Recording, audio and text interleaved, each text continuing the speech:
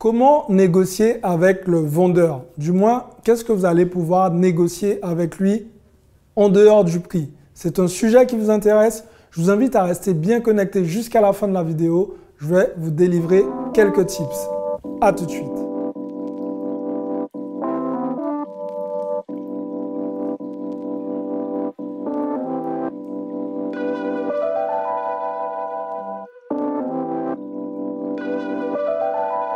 Salut à tous, je suis Xavier Prétérit, je suis l'auteur du livre Cave Parking. Je suis aussi investisseur immobilier millionnaire et j'accompagne tous les jours des investisseurs à passer au niveau supérieur.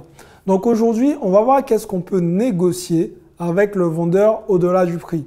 Alors pourquoi je fais cette vidéo? Tout simplement parce que je suis tombé encore une fois sur Marine.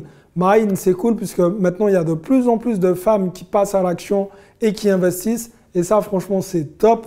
Et Marine, elle me disait, écoute Xavier, j'ai appliqué tes conseils, mais il y a un truc sur lequel je suis bloqué, c'est que le vendeur, il était catégorique, il ne voulait pas du tout négocier. Et en fait, je lui ai posé une simple question. Je lui ai dit, Marine, est-ce que tu as essayé de négocier des avantages en nature? Non. Est-ce que tu as négocié les prorata? Non.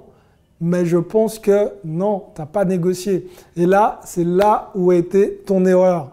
L'idée, c'est quoi? C'est-à-dire qu'effectivement, si le prix il est déjà très sexy, bah, ça va être compliqué de négocier. Le vendeur, il n'est pas bête non plus. À moins qu'il ait un couteau sous la gorge, il ne va pas vous donner son bien gratuitement. Ça, c'est normal. L'idée, c'est de se dire comment je peux gagner un peu ailleurs que sur le prix de vente.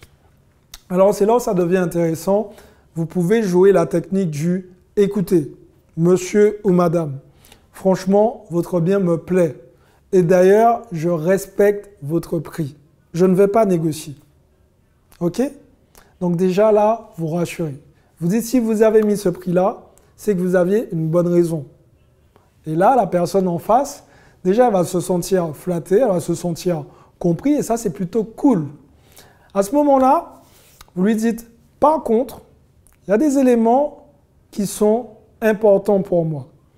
Par exemple, les prorata de la taxe foncière, j'aurais souhaité que vous les preniez en charge. C'est vraiment important pour moi puisque je vais avancer pas mal de frais sur cet investissement et c'est l'une des raisons pour lesquelles je ne veux pas négocier votre prix.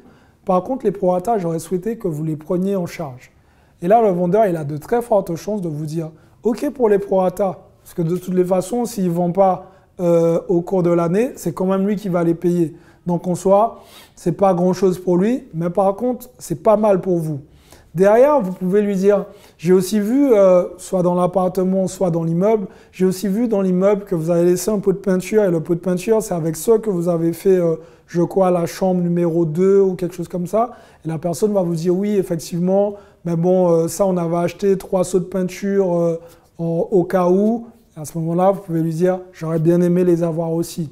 Ce sont énormément de petites choses comme ça, de petits avantages en nature, notamment une fenêtre qui peut traîner dans une cave qui est neuve mais que le vendeur avait acheté au cas où. Tous ces éléments-là, vous pouvez essayer de les négocier et surtout ne pas bouger le prix de vente.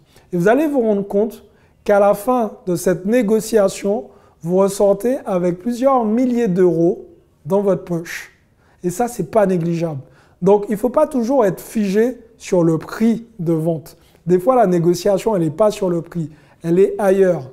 OK? Vous pouvez aussi, à la limite, dire « écoutez, je ne négocie pas votre prix. Par contre, ce que je vous demande, c'est de m'accorder 4 mois supplémentaires pour trouver mon crédit. Parce que je sais que, voilà, je vais avoir quelques petits trucs à régler, etc., etc. » Et ça aussi, ça fait partie de la négociation. Et les gens ont tendance à rester focus uniquement sur le prix. Et l'erreur, elle est là. Alors, j'espère en tout cas que j'ai répondu à ta question. Et si vous avez, vous, de votre côté, des questions à me poser, mettez ces questions dans les commentaires. Dites-moi qu'est-ce que vous négociez avec le vendeur à part le prix.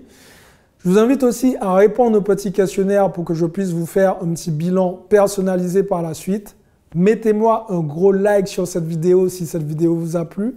Partagez la vidéo. Et n'oubliez pas de vous abonner. Abonnez-vous maintenant et cliquez sur la cloche pour être informé des prochaines vidéos. Sinon, pour les autres, passez à l'action parce que là, vous êtes en train de repousser à demain. Et demain, c'est pour les faibles. Ciao les amis!